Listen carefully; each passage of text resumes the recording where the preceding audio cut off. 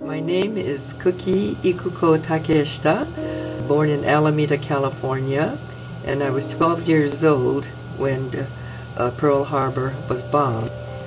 And that, of course, changed the lives of so many of us, especially Japanese Americans.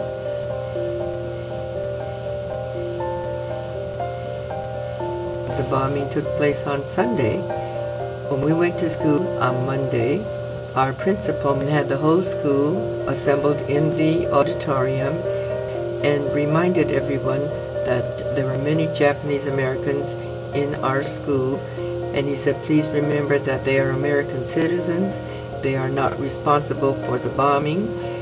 We will make sure that everything will continue as before. However, today we will leave at noon and everyone excused. Well, everybody was more excited about being excused from class, but the Japanese Americans were very grateful that our principal, Harold LaJeunesse, made this announcement.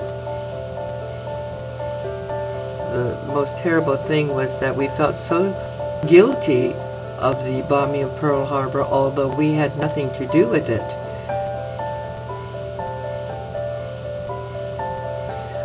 But in a matter of weeks and months, things changed so rapidly, especially in Alameda.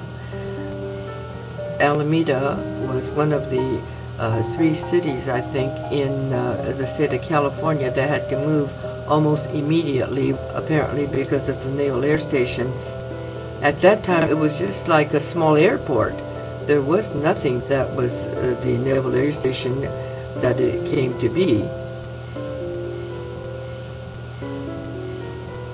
Most of our parents were Issei, first-generation Japanese, who came from Japan, and they were the ones that had to move out first. And I think the deadline was February 22nd, that was the last day. So our whole family moved. But before we did, many things happened in Alameda. First of all, my father was very active in the Alameda Buddhist Temple. He was on the board of directors there. He also was very active in the Japanese school. Many of us went to the regular public schools in Alameda and went to Japanese school to learn the Japanese language and to read and write. They felt that it was important that we learned about our culture and also learn the language. However, immediately after December 7th, the Japanese school was closed down. I think that was a decision of our parents. And we were given the notice that the church had to be closed, and so my father was actively helping put away many things from the altar and closing up the church, because they were told that the Navy was going to take over the Buddhist temple in Alameda. In the meanwhile, however, the FBI came into all the cities and towns, and in Alameda, my sister and I were going up Park Street to Long's to pick up toiletries, because we were going to be moving the next day, February 22nd. That was the last day that my parents could be there. But as we were going down Park Street, we saw they took Mr. Nakata. That was the family that lived next door to the Buddhist temple, and the whole family was standing outside and they were crying, and we saw their father being taken away. There was a black limousine, and we knew immediately that that was the FBI. And they were arresting people that had been active in any kind of business or organization, and I suppose they must have thought that they would be very dangerous people. Well, that evening my father came home, and he had known about Mr. Nakata, and we were leaving the next morning, and so some gentleman came and he said to my father, you know, Mr. Takano, you better leave quickly. Your name was on the list of the FBI, and they're rounding up all the Issei people. So the next morning, our friend came from town Centerville, which is now Fremont, and loaded whatever we could onto the truck, and we went to Turlock. We left at 5 o'clock in the morning when it was dark, and we literally used the word "we escaped." But we didn't get there till 5:30 in the evening. There were no freeways, dirt roads, and my father said he was so relieved we got there safely, because he said the FBI was all over Alameda, And the gentleman there said, well, the FBI was here all day today, and they just left. We thought the FBI was only in Alameda, and we discovered later they were in every major part of California, in Washington and Oregon, rounding up people who were active in any association or whatever. We thought that we would be there only temporarily until we got notice that they were building what they called assembly centers. And word soon came that we're all going to have to leave the areas that we had moved to.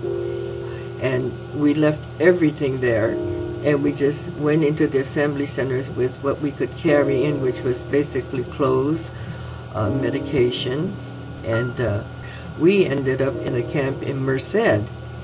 And we were there from April to September, and then we were sent to Colorado. It was called first Granada, and later it was changed to Amache, Colorado.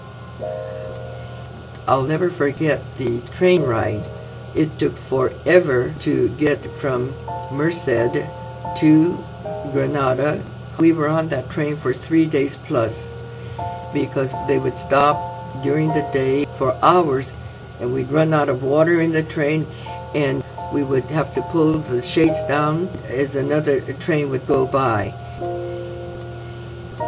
The MPs would allow us to get off the train and into the desert where there were cactus and weeds and tumbleweeds, and if we had to go to the bathroom, we hid behind the cactus.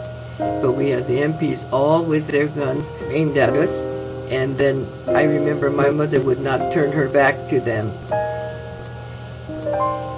And when we finally got to Granada, we were taken off the train and put on another bus, and we were told that you are now going into the desert, and we want to warn you that there are many kinds of insects and bugs.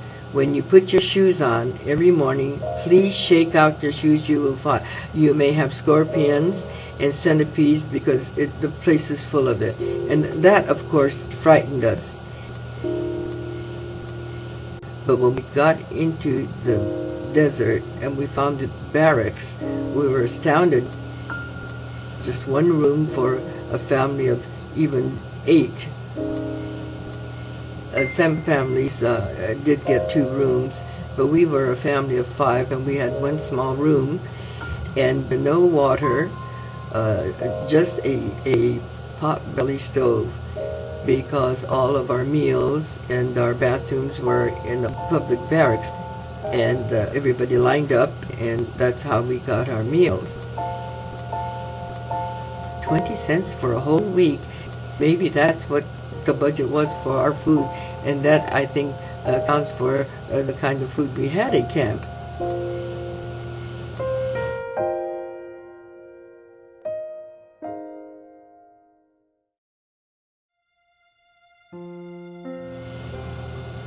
Coming back to Alameda was wonderful, but again we had the same dilemma. Many of us had nowhere to go.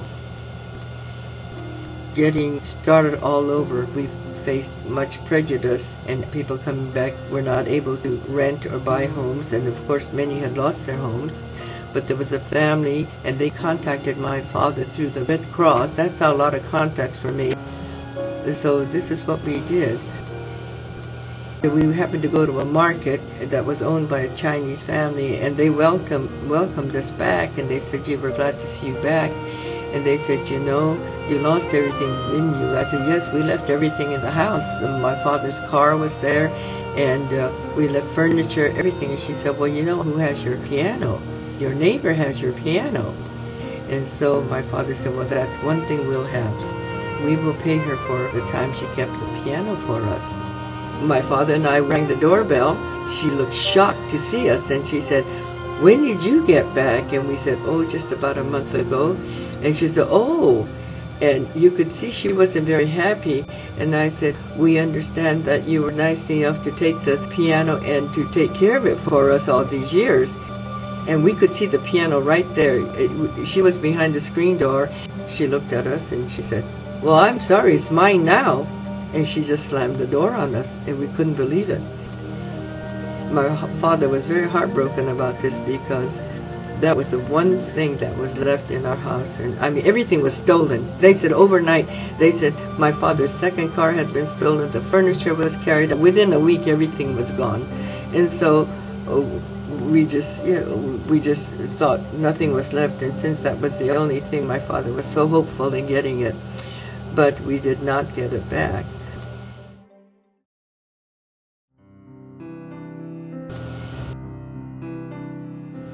It dawned on me when we were in camp, every single person was Japanese American, and I guess we had this study ethic. Our parents always felt that if we studied hard and did well in school, why life would be much easier than it had been for them. And one thing that we all felt was that we still loved this country despite what had happened to us. And it was this Japanese mindset that is the thing that got us through, that no matter what, you do your very, very best, regardless whether prejudice or whatever unfair treatment, you do your very, very best. And we just couldn't just up and quit because then we might not get another job. And I think there's one word that the Japanese have in the back of their mind, and it's called okage-sama. And that means that we are not successful because we were so good by ourselves. It's because of all the help that we did get from others. And the word okage-sama means, kage means shadow. It means that everybody that you don't even know about in the shadow, in the background, has made it possible for all of us to get to where we are. And so I think that at the end, most of us were very fortunate to have had those many people in the background that helped us get to this point. He says we're not able to speak their mind, but we too stayed in the background and did not say very much, and finally after 50, 60 years, okage-sama de, our history is coming out. Our story will be told, and it will be in the history of this country.